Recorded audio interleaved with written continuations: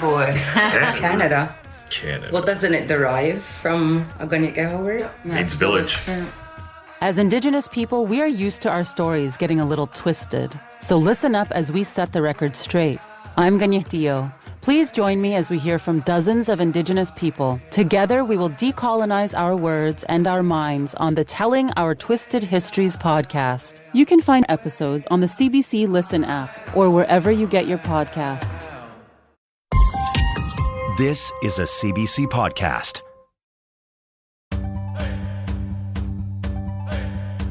Danse, Anin, Bonjour, hello and welcome. This is Unreserved on CBC Radio 1. I'm Rosanna Deerchild. Today on Radio Indigenous. We are rebuilding a broken, shattered, fractured narrative. And one day we will be at a place where it's repaired and strong, but we're not there yet. Since beginning her career at the age of 14, Jennifer Podemski has achieved great success as an actor in film, TV, and theater. But it's her work behind the camera that smashes through barriers for Indigenous storytellers. Plus, she tried the conventional path into the media industry. But thanks to a slight detour, Sheri Mckay became a breakout star on a much smaller screen. It literally is like Turtle Island on TikTok, and there's none of these things that are separating us from who we are and who we share information with. And it's been a really wonderful place, honestly. Yeah. Get ready to meet two Indigenous women making a tear in the buckskin barrier.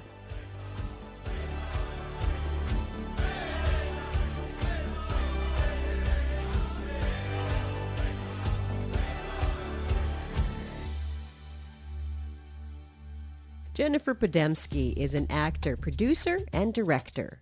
You may recognize her from roles as Chantal Suave, the guidance counselor on Degrassi, or Maria House in Republic of Doyle. She got 2 Canadian Screen Award nominations for her film Empire of Dirt, one for Best Actress in a Supporting Role, and another for Best Feature Film. Her latest production is called Unsettled, a television show that debuted on APTN in September. Out of the 55 roles on that show, 50 were Indigenous actors. That's a far cry from where she started out in the industry. Welcome to the show, Jen. Hi. So tell me, how would you describe your entry into the film and television world? Well, it's a long story that I will make as short as possible, but basically I was an aspiring actor and dancer and performer all throughout my childhood. And I got my first role on a CBC show called Wonderstruck when I was 12, because my dad had a friend who was a producer at CBC, and I was a figure skater at the time, and he needed a figure skater. So that was my first job. And then I kind of loved it. So I just dreamt of that being the thing that I do in my life. And when I went to the Performing Arts High School in Toronto, some casting agents came to the school, and I got a background role on a show called 9B. Anyone who remembers 9B knows that Michelle St. John was in it, and Michelle St. John was my hero at the time because she was an Indigenous woman on television doing things that I wanted to do. Shortly thereafter, I got an agent, and my first audition was for Conspiracy of Silence, also starring Michelle St. John.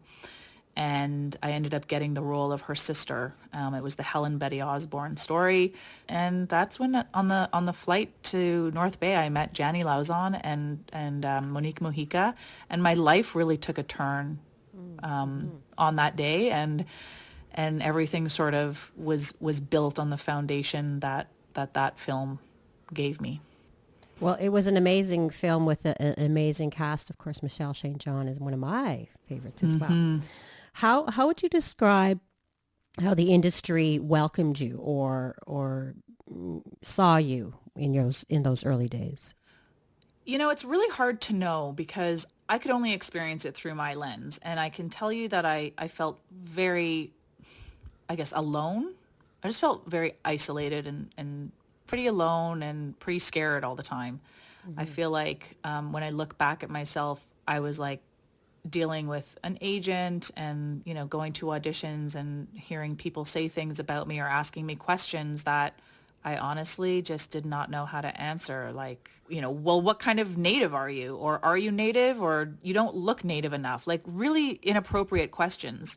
And ultimately losing a lot of roles to non-native people playing native characters. So I would say like the industry wasn't amazing at the time, but I managed to like, I guess, persevere and just continue to audition, as terrible as it felt at the time. So I was building a body of work and I felt like successful as an actor, but unfulfilled. Unfulfilled and also angry that everywhere I went, I just saw non-Indigenous people making content about us, and it really pissed me off. As much as I'm so grateful for all the non-Indigenous people that made the content that I was in that got me to where I am, I was getting increasingly bothered by it. And I couldn't help this nagging feeling that something had to change and something was wrong with that. Because, you know, you come across some pretty racist people, you know, like I was also, during that time, I also tried to get work on as many shows as possible, like on the crew.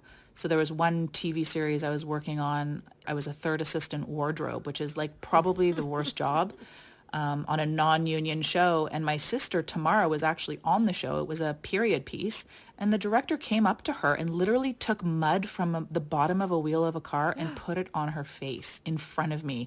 I was so mortified, and it was stuff like that. So when I say like non-Indigenous people telling Native stories, I mean those people that are there. There are so many of them who are doing really bad things and treating people poorly and perpetuating negative stereotypes and narratives that hurt us.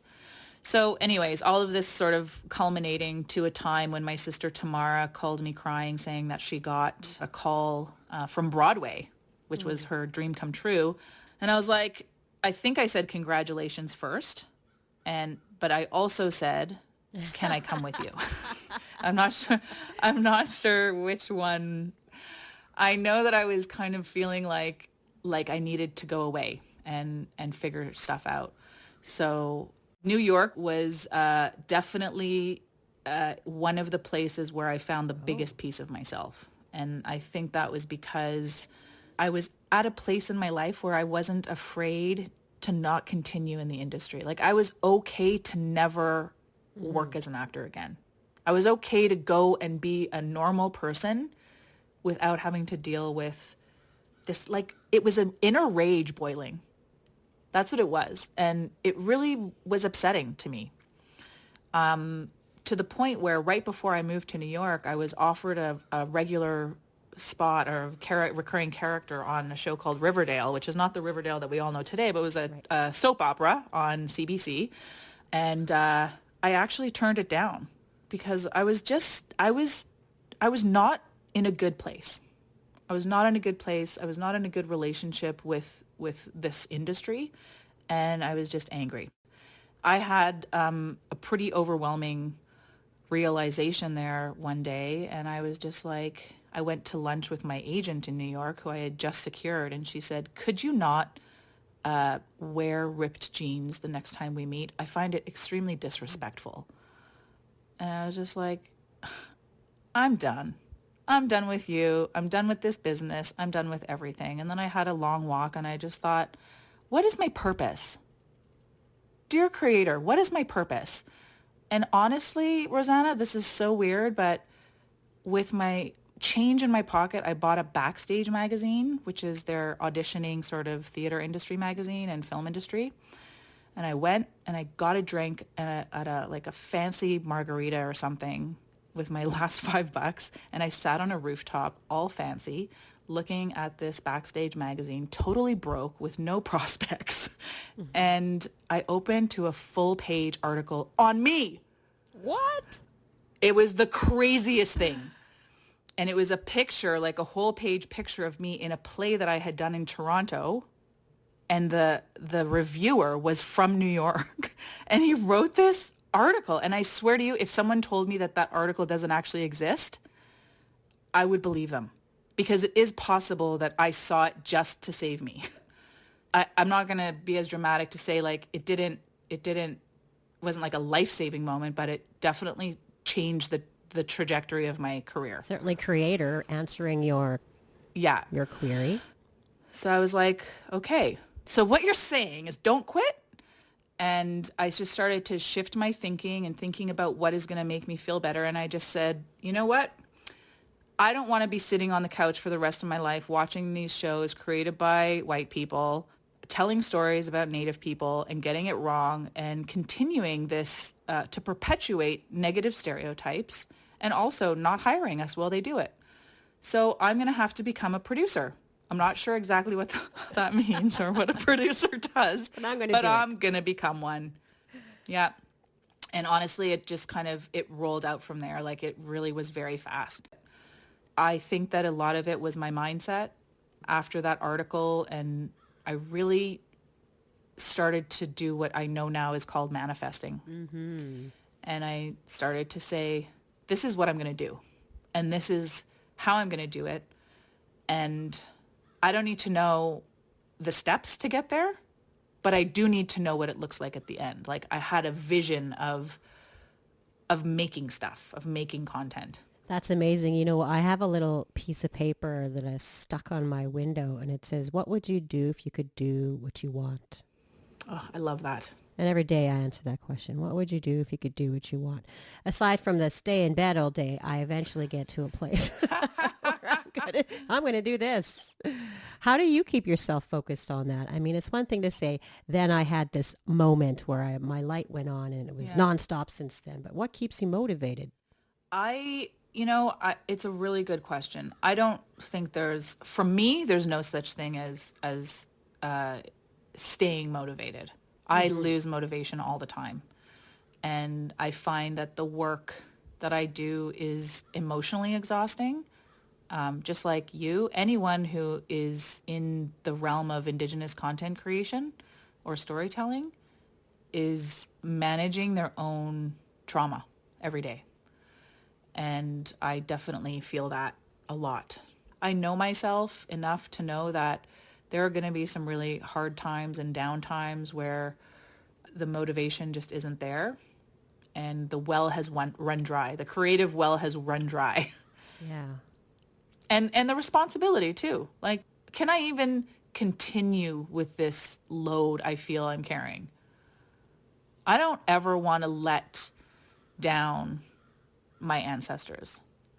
And I do feel like that they're with me all the time. I really do. I feel like because those stories are so alive in my family, and I feel like the whole reason why I do what I do is because everyone who came before me, and I'm speaking specifically on the Indigenous line, but also on my Jewish side, through the Holocaust, were voiceless. We're rendered voiceless. Mm-hmm.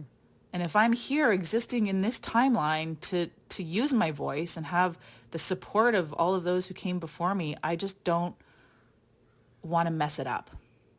I want to do it justice. Well, I certainly think you are doing that, Jen.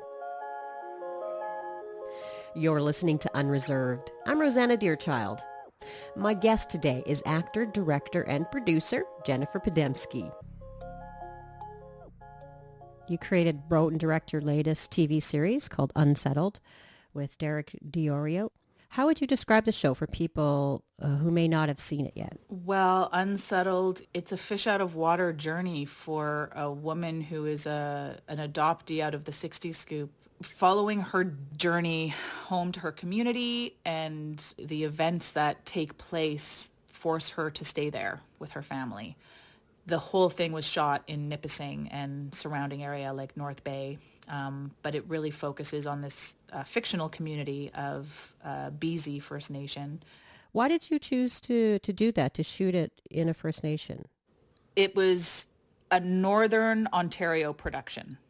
I love Nipissing because, I've worked there several times, but I also have friends in Nipissing who do amazing things in the arts. And I just think Nipissing as a community is incredibly supportive.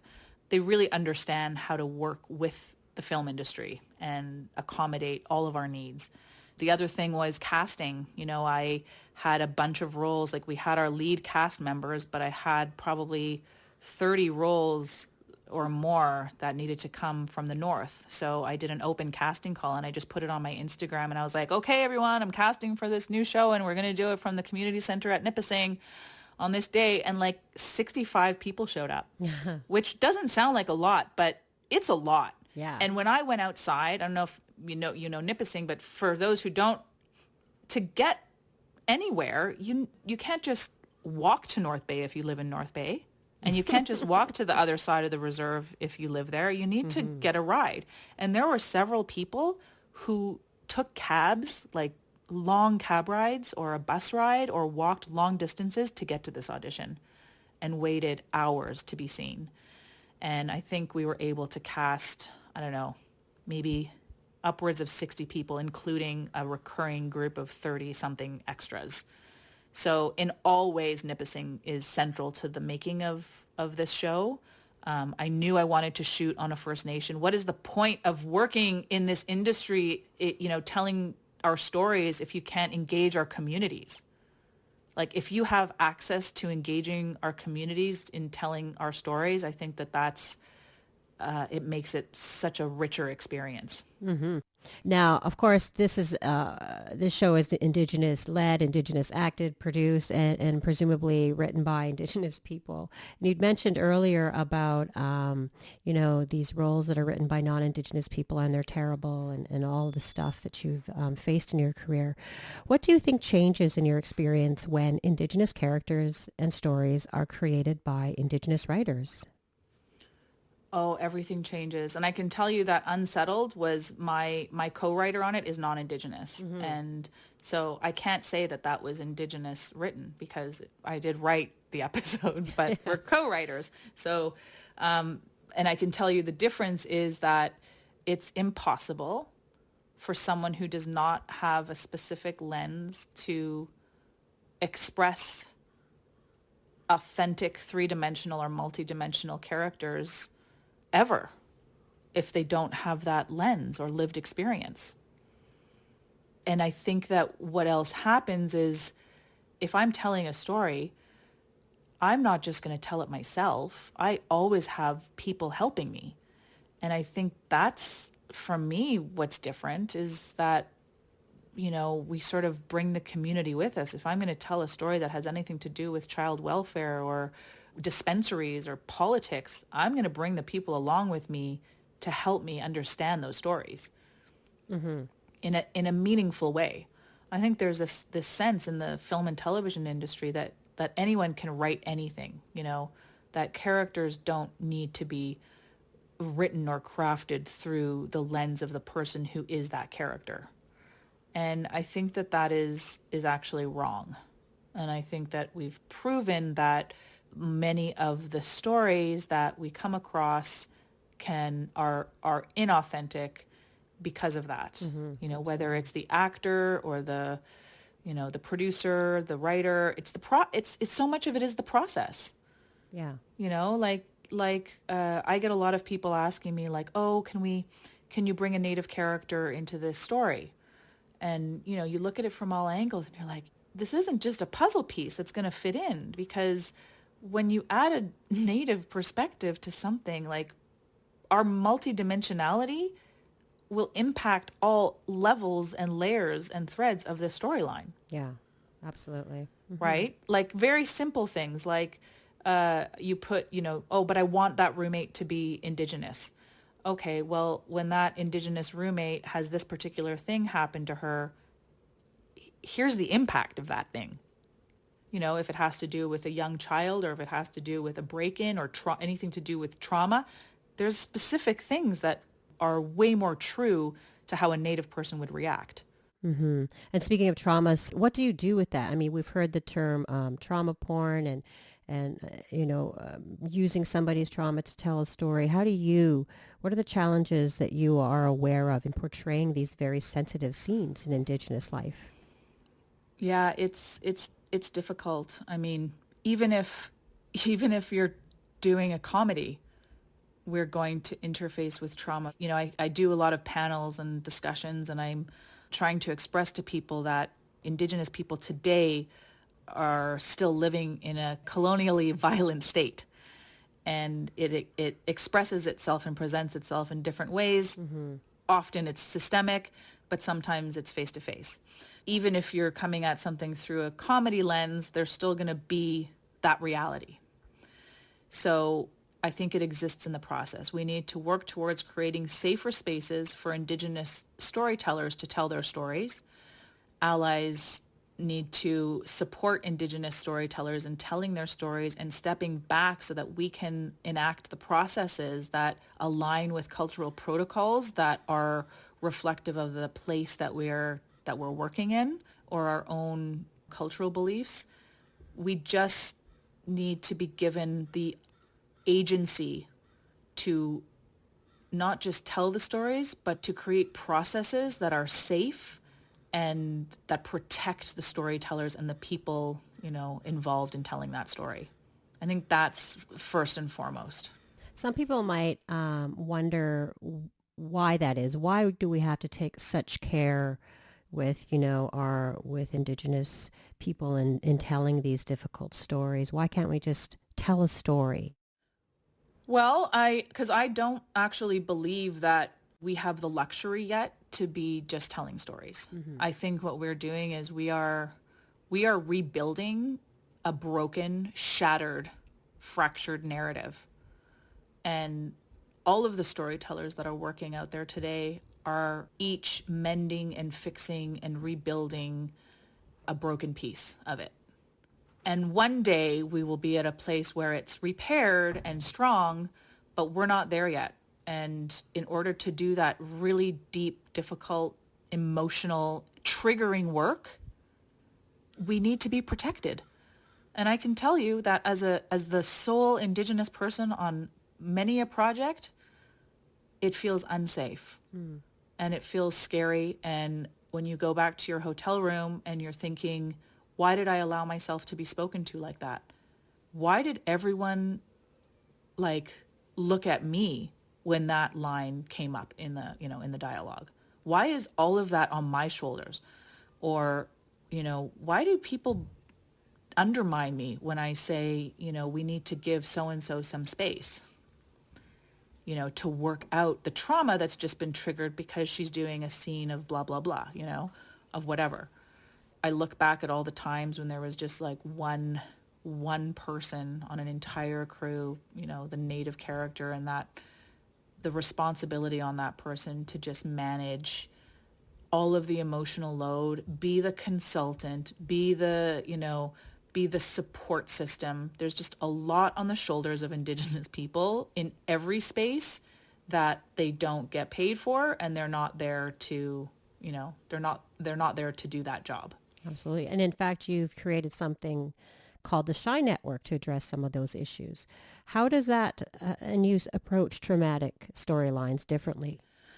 Well, I guess, the Shine Network did come out of the realization and a 4-month kind of downward spiral during the pandemic of thinking, why does it still feel like I'm so fragile and this work is too hard? And I started to research a lot and I started to look at the numbers and realize Indigenous women everywhere, especially in this country, feel unsafe in their workspace. And that is not any different in the film industry. And oftentimes in the film industry, we are the only ones representing. And I started to think about how terrifying that can be and how lonely that can be. So the Shine Network was kind of like an answer to the very disproportionate numbers and representation of Indigenous women in film and television, both behind the scenes and in front of the camera. So focusing on professional development, training, mentorship, incubators, career development, all kinds of things that would address, the barriers to success and the barriers to access, and trying to give Indigenous women the tools to accelerate in this industry, build their own companies, and help them find their voice so that when they're faced with certain things on set or in the production office or wherever it is in any workspace across this industry, they feel empowered that they've got a group or a network of women behind them to support them. Because no Indigenous woman should feel like they don't have a group of matriarchs behind them to support them when they want to stand up for themselves, especially on set. Why Indigenous women in particular? What role do you think Indigenous women should play in taking, Indigenous storytelling productions to the next level? I guess I believe very much in this idea of rematriation.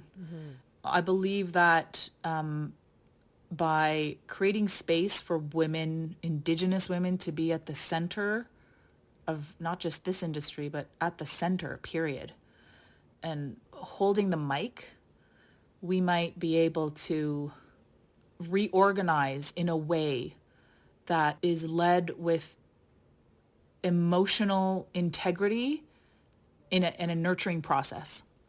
I think that through the lens of Indigenous women, we can rebuild our communities. But specifically, my work in the film industry, the community I refer to is, the community of film and television. And finally, Jen, where do you think that this story will lead you? You've gone to so many places, accomplished so many things, and keeping in mind that you're going to further, help Indigenous women up this ladder. Where do you see us going? I would love to have a retreat in 10 years with 25 Indigenous women high-level executives in the industry, or gatekeepers, and be able to say, we don't have to worry anymore that anyone's going to misrepresent us, because we sit in a position where the barriers don't exist anymore. And that includes accessing funding, getting bank loans, all of those things that are basically the biggest barriers to creating content, and why we always have to partner with non-Indigenous men mostly. So I think that I would feel like something good came out of all of this work and the vision for Shine Network when Indigenous women take their rightful place in the film industry and take back the power that was taken from them, and all the times that our image was completely disrespected on camera since the beginning of movies. Well, that is a beautiful vision for the future. Ganasana Mitten, Jen. Thank you. Thank you for your time. Jennifer Podemski is an actor, producer, and director, and world changer. Her latest show, Unsettled, airs on APTN.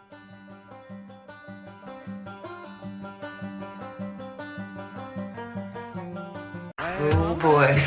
Canada. Well, doesn't it derive from Unsettled word? It's village. As Indigenous people, we are used to our stories getting a little twisted. So listen up as we set the record straight. I'm Ganyetio. Please join me as we hear from dozens of Indigenous people. Together, we will decolonize our words and our minds on the Telling Our Twisted Histories podcast. You can find episodes on the CBC Listen app or wherever you get your podcasts.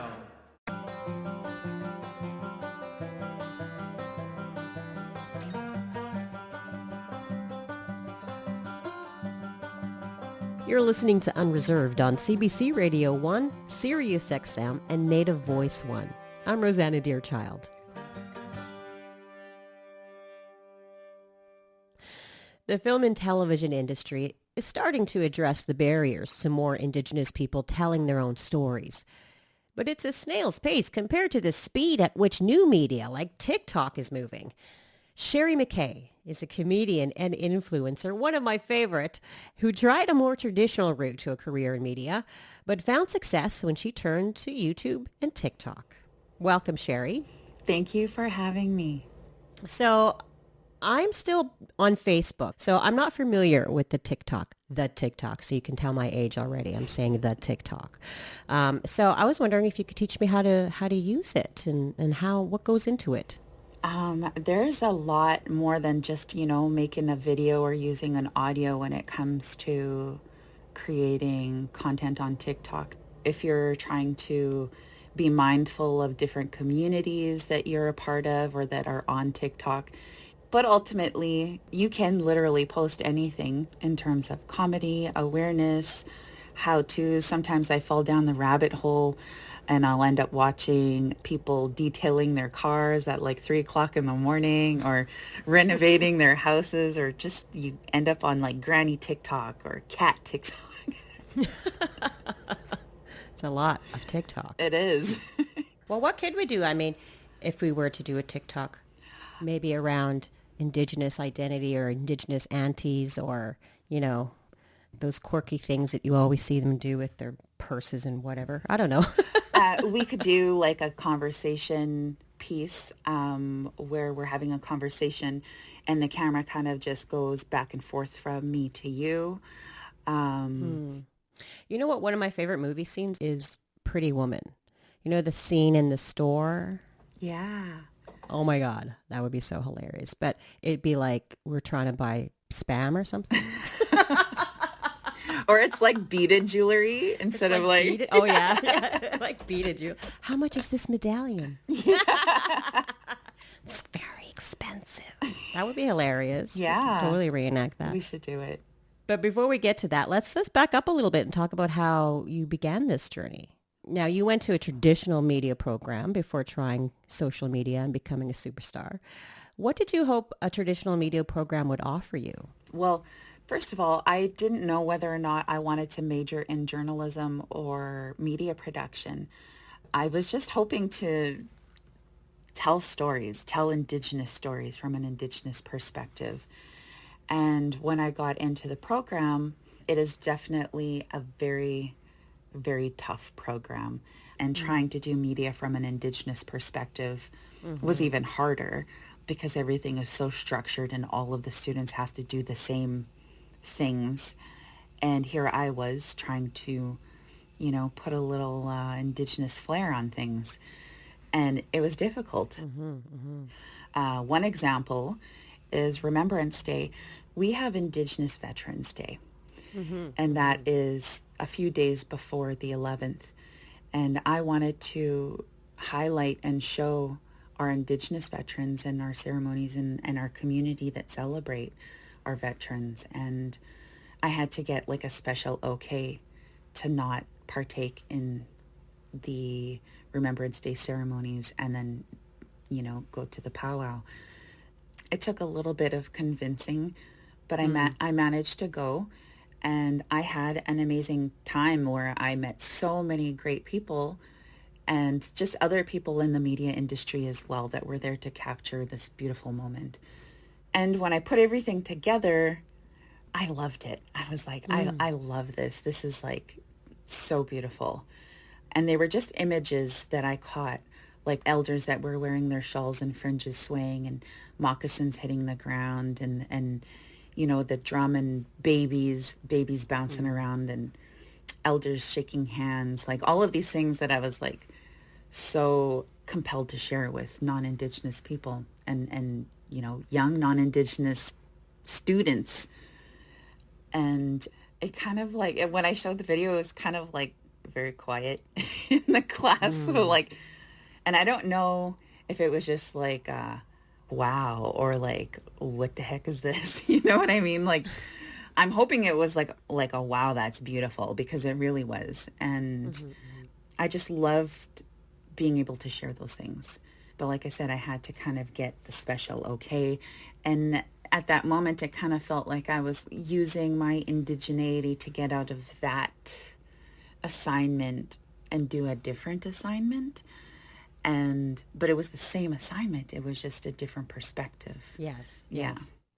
Yeah. I actually went to the same program you went to.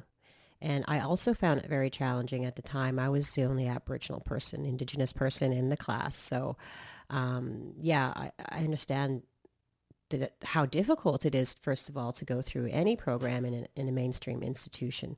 Did you find particular challenges to succeed in that particular program? I did. You know, I was an older student, so I'm a mom of 4. And so I have, you know, four kids that I have to scoot around and take care of. And, you know, deadlines and homework and all of these things were very, very challenging. especially a lot of the assignments are out of class and out of regular class hours. So I would have to dedicate, a good chunk of my weekend away from my kids and stuff like that. And instead of going to the park or instead of going to those places, I have to go do these assignments.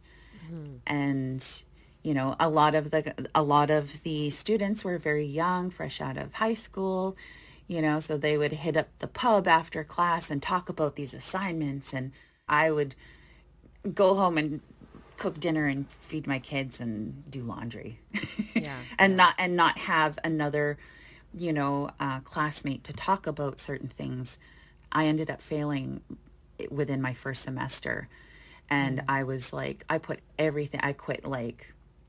my job to go to school. I got all kinds of funding. Like, I put everything into the program. And so was that the moment where you thought, well, I'm out and I have to do something else? Or was there a moment when you realized that YouTube was the way to go? The media production instructor, when it kind of came out that I failed, and when you fail, you can't continue on to the second semester. You actually have to go back the following year and do the first semester again. Like, you have to redo it all over. There's no making up for anything. Yeah. And so we had a conversation, and he said, Sheri, a lot of the stuff that I taught you in media production is a really great foundation, and you can do a lot with it. And so I remembered what my cousin said about Snapchat, and I should, do YouTube. So one of the main things, I wasn't trying to get famous on YouTube. I was just trying to utilize the skills that I had learned in media production to stay in that realm of creativity and media. And, I found a little community of new YouTubers that were just trying to get out there. And then I came across TikTok. I know this is a long answer to your question. No, I love it. Tell me everything. And I came across a TikTok, and it was like, I just took a DNA test. Turns out I'm 100%. And then people would be like, German. And then they would do like all this German stuff. Right. And it was like awesome, because it was these people sharing their culture in such a fun way. And I seen a compilation of it on YouTube, because I didn't know what the heck TikTok was. And I wanted to make this TikTok. So I begged my daughter to help me, because I'm like, I don't know what this is. This is so confusing. Like, what do I do? The kids know everything. Yeah, they know everything. And so she helped me create the sound, and she literally took my phone and recorded it for me and then just uploaded it. And then I deleted the app, and I used that TikTok and I uploaded it to my YouTube channel. And my indigeneity was never questioned on YouTube. It was just, like I said, a small community of like, hey, I do this and I do that, and I talk about horror and I talk about film and I DIY. It was just this fun community of people. And so when I deleted the app, I didn't know that my video still stayed there and people could still see it. So I went back to it, and there was all these people using my sound, and I was like, oh, they stole my sound. I didn't get it. And I had 69 followers, and I was like, how long it took me on YouTube to get 69 followers? Like, I had to beg for those followers on YouTube. And then so I was like, maybe I can make some more of these fun audios. But then the comments came where people are like, you're not Native. Okay, Elizabeth Warren and all of this stuff. And I'm like, what? No, you didn't. And it wasn't until at that moment that I realized, this new media, mainstream media, that a lot of these people, my video could be seen, from my neighbor next door versus somebody halfway across the world. And they have different ideas of what Indigenous people look like. Yeah. And so I kind of started making it my mission to be, we're all different. We're all different shapes, shades, and sizes. And there's different types of Indigenous people all across the world, and we all don't look the same. And I was kind of thrown into this activism role because I was advocating for myself. And then I discovered how much the people on TikTok didn't know about a lot of the things that Indigenous people face. And so I started talking about those things, and yeah, it just blew me away how much people didn't know. You're listening to Unreserved. I'm Rosanna Deerchild. My guest is comedian and TikTok auntie, Sheri Mckay. You're so gentle in the way that you would do your little TikTok videos about Indigenous people, just educating, you know, from the tone of your voice to how you presented things. How long did it take you to get to that point where you felt comfortable enough sharing these very intimate pieces of our identity?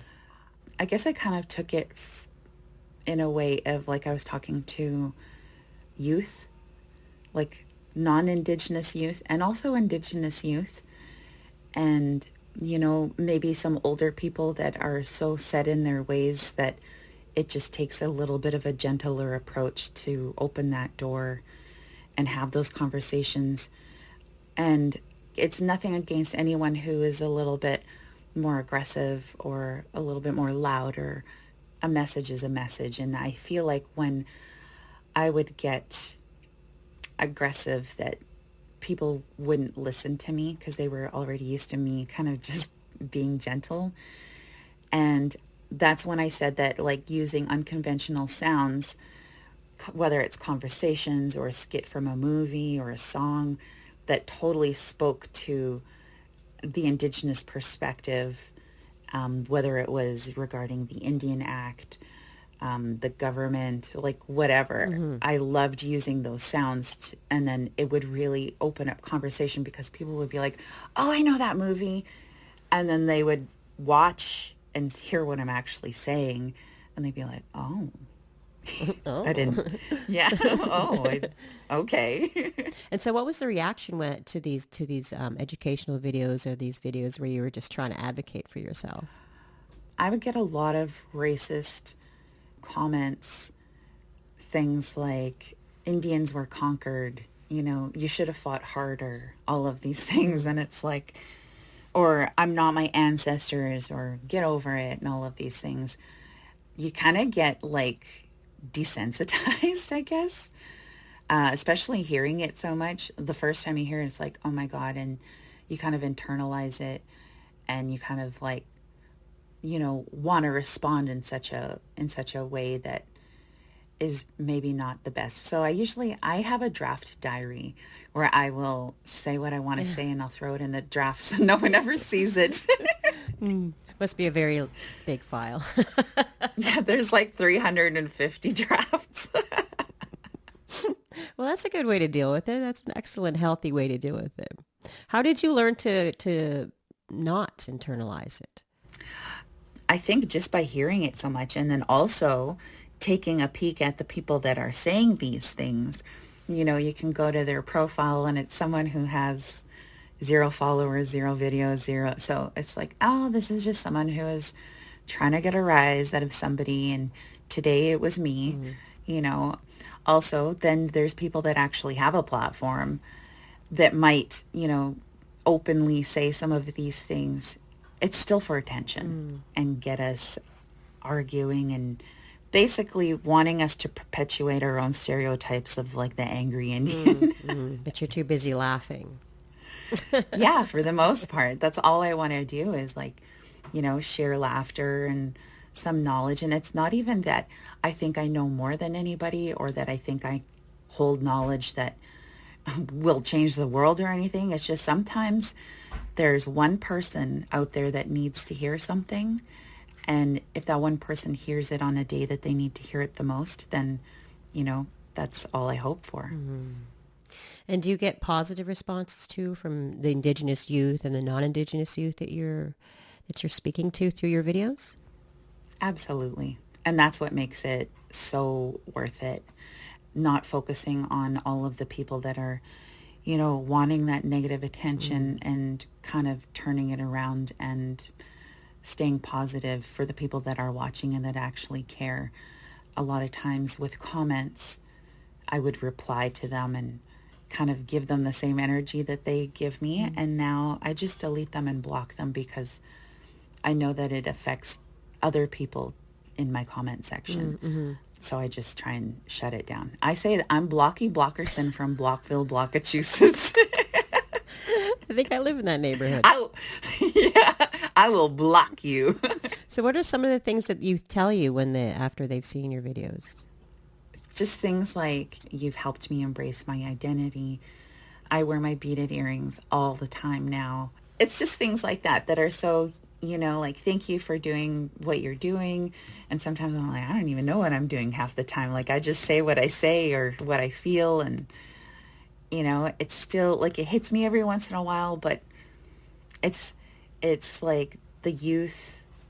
I don't know. I didn't have that growing up, Yeah. I didn't have someone saying that it's okay. And TikTok does offer so much freedom that conventional media doesn't. Do you see Indigenous creators doing things on TikTok with that in mind, like with community in mind? How do you see Indigenous people using TikTok? I see us using TikTok as a way to just create our own community. You'll have a group of TikTokers that are from several different nations, friends, and a part of each other's comment section, creating collabs. And so we're not divided by these borders, provinces, and states. And I feel like it literally is like Turtle Island on TikTok, and there's none of these things that are separating us from who we are and who we share information with. And it's been a really wonderful place, honestly. Yeah.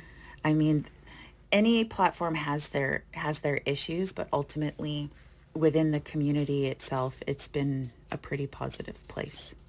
Yeah. And it's so positive for you that you've actually built a brand using TikTok as an influencer and and all of these amazing big word thingies. So clearly you can make a living at it. How did you build your brand? I don't even know. Honestly, it's still so, I guess it started with people requesting, oh, can you come to this event, or could you present, or could you speak? And I was like, oh, I don't know why me, And a lot of it was like close to April last year, when people's budgets, like they had to spend money. And so they're like, April's my favorite time of year. And so I was like, people are like, so what can you do? And I'm like, what can't I do? And it wasn't necessarily like brand deals or being an ambassador. It was attending and partaking in presentations and Zoom meetings and talking to youth and all of those things which were so incredibly rewarding. Talking to youth in a northern community about sex education and sex health and those things, to addictions, to, you know what I mean? And it's not even that I'm an expert in those fields. It's that a lot of people want to hear those things from someone that they look up to and that they, trust. And so I don't do things that I don't feel comfortable with. I've had some weird brands and products approach me, and I was like, I don't think so. Like?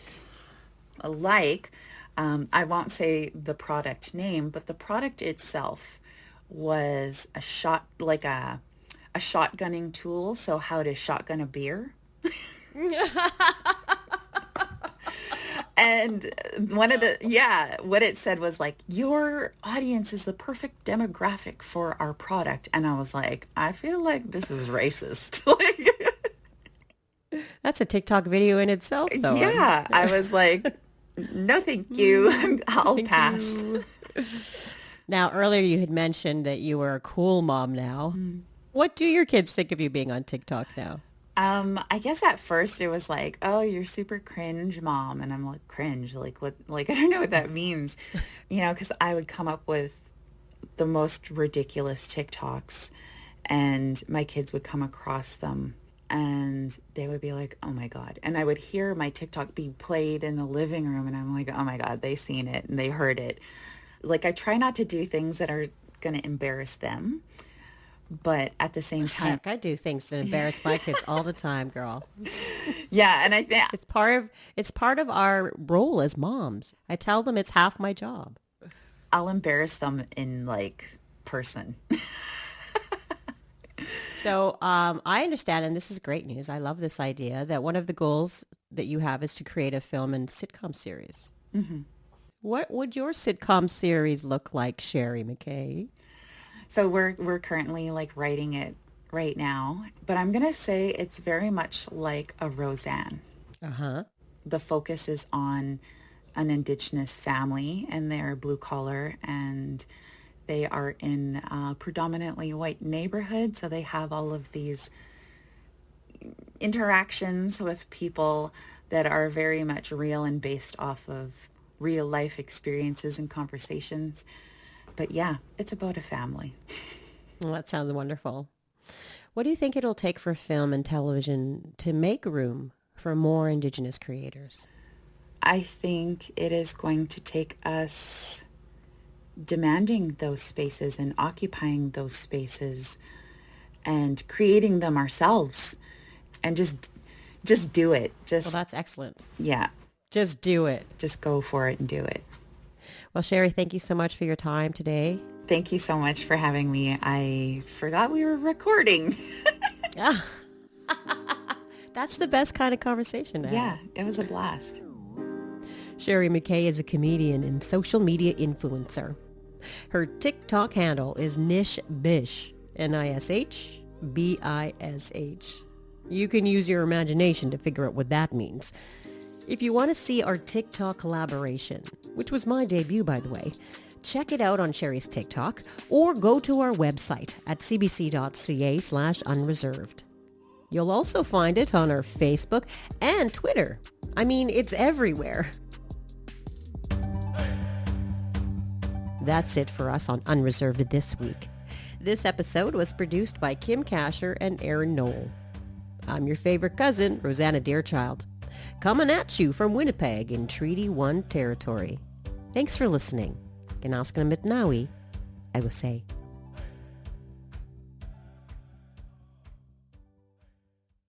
For more CBC podcasts, go to cbc.ca/podcasts.